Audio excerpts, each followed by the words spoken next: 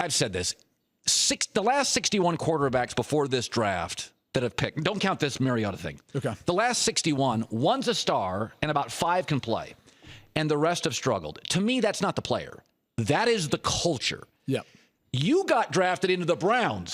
That's the worst culture in the league. So it doesn't like the idea that Brady would be Brady everywhere. I don't think he would have been. Joe Montana was absolutely aided by the Niners and Bill Walsh. You've been in Cleveland. Just explain to me how dysfunctional. At what point, Brady, did you go, I can't, it doesn't work here? You know, it's funny you asked that question because John Gruden, before a Monday night game, asked me that same question. He goes, do you think you guys can beat the Baltimore Ravens tomorrow? And in my head, I knew I could never say maybe what I was really thinking. But I knew every single game it was an uphill battle because there was dysfunction at every level. As far as ownership, the front office, coaching staff, and even within the locker room, the players. There wasn't necessarily a sense or a feeling that everyone was all kind of headed in the same direction.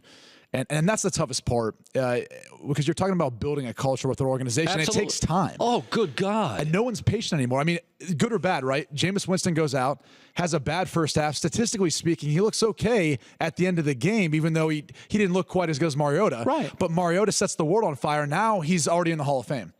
And so it's interesting when you look at the contrast of the two players and how little patience we have just after 1 week